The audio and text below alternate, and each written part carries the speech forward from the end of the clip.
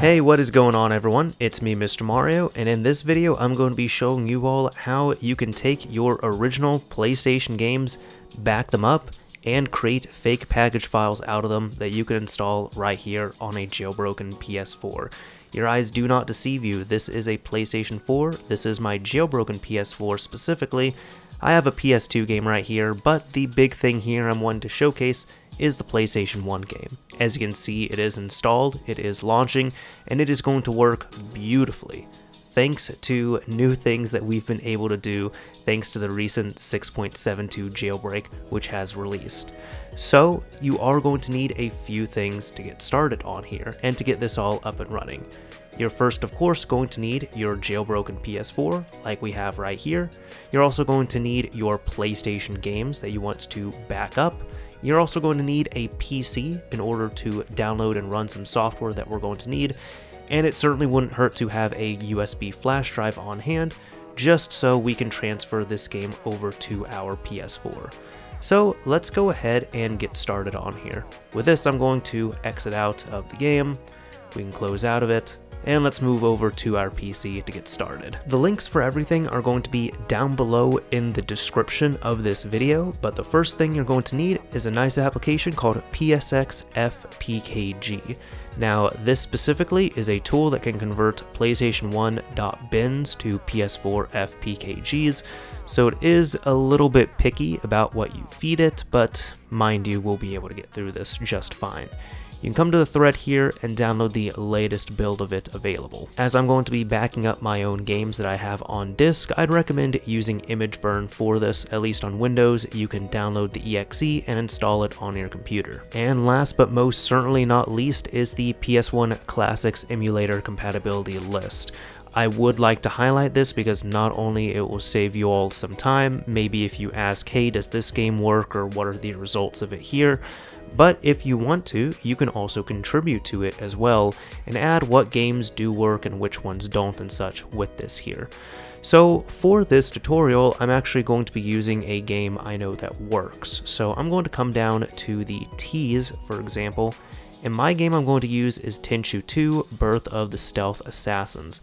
This one says it is playable in PAL region. However, I'm going to be using the NTSC-EU copy of it. Oh, and 7-zip. You might need this to extract the archive file you downloaded, just in case you don't have any extraction software on your computer. So first, let's grab our game. I have ImgBurn installed already, I have it loaded up, and I've popped my copy of Tenchu 2 into my disk drive. So right here, you can open up ImgBurn, click on Create Image File from Disk, make sure you have your disk drive highlighted and selected here, and once it all loads up, you can do max read speed just fine, and then you'll want to pick where you want to save this game to. Now regardless wherever you save it to, when you click save as type, you want to save it as a bin queue or bin file. So you're going to want to save it as that because that's what this application requires. Whenever you pick where you want to save it, you can click on save, and then click on this button here to back up the game to your PC. Now just to save some time, I've already backed this up previously, almost 2 years ago here, and I have my bin file and my queue file, and if you can't see the extensions on here, you might have to click on view and tick file name extensions, just enable that if you're using Windows. The last thing or things that you might want to grab are going to be image files, like actual images that you would look at if you want your game to look nice. Hopefully this will change, but another limitation to the software is that these images must be in .png format. So you either need to find PNG images of what you want on somewhere like Google Images, or you'll need to convert them and you can just resave it with something like Paint. I mean, here it's easy enough. I literally looked up Tenchu 2 PNG, and from here you can hopefully find a PNG image that you like and download it. So you can use one for the actual cover and one for the title screen when you boot up. I'm just going to use one for the cover because I like the original PlayStation title screen. Alright, so here again we have our game, we have the image files that we want to use, and now at this point we can extract the software. So you can just right click this, extract it here, and it's going to give you a readme.txt file in which you can read this if you'd like to, because it has some really good information on here, which I'm going to, briefly go over bits of it, but it's best to read this yourself, and it's pretty easy to get through. The second thing is going to be this PSX-FPKG application. So this is the exe we need. It's PSX-FPKG.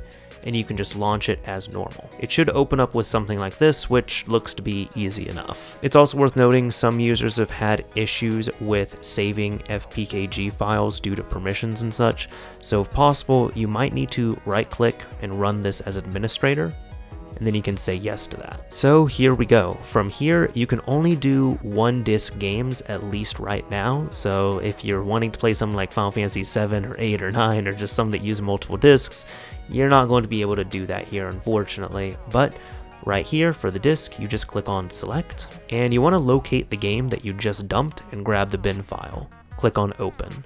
For the region, you want to select the region that this game is for. So because this is a SLUS or NTSCU game, I know it's going to be SCEA.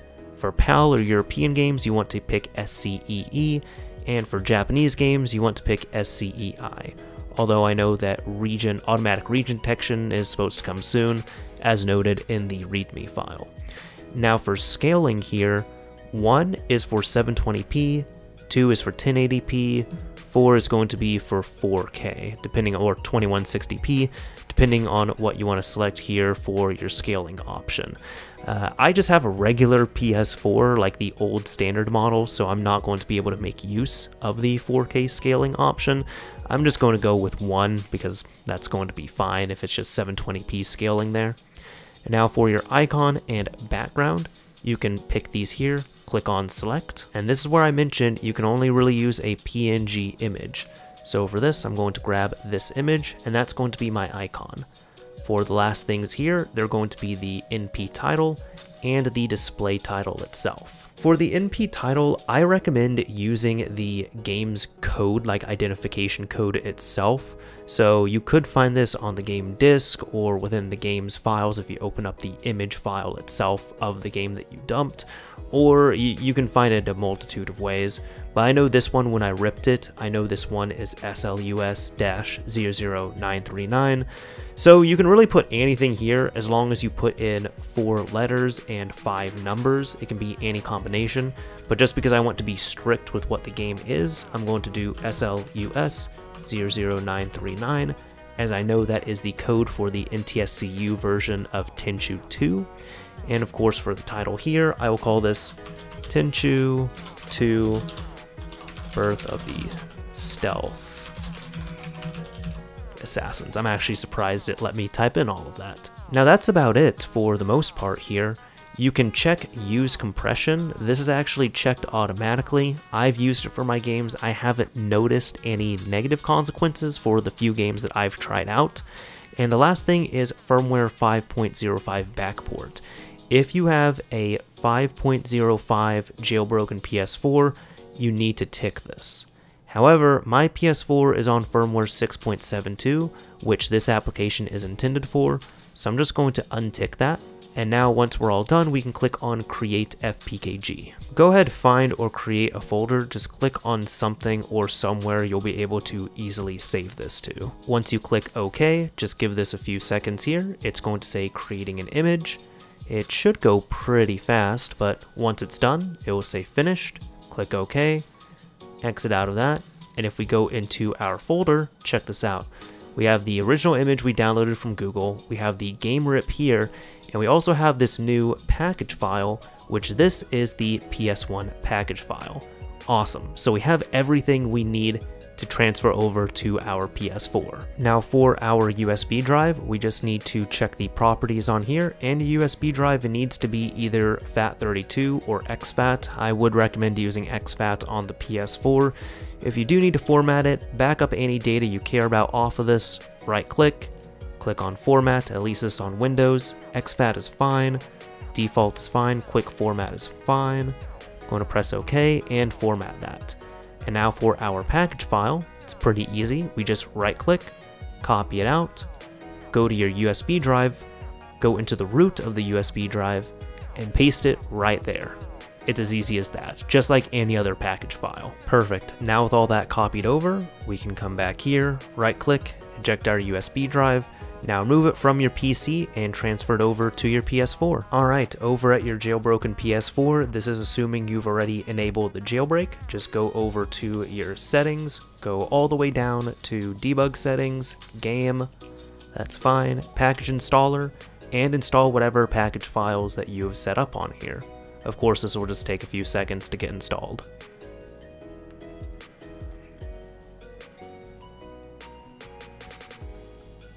Now with all that done, it should say this is ready to use, and if we press the PlayStation button, check this out. We now have our PlayStation 1 game already installed on our PS4. Let's go ahead, fire this up, and give it a shot.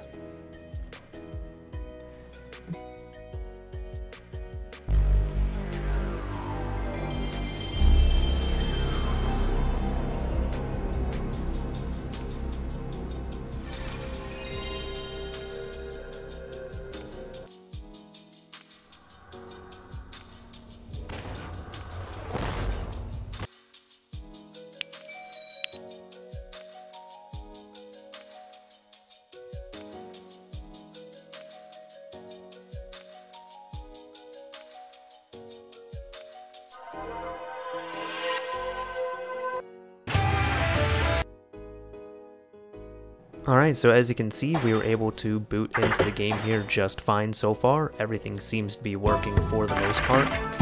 And I'll go ahead and actually get in-game here too. Let's start this up.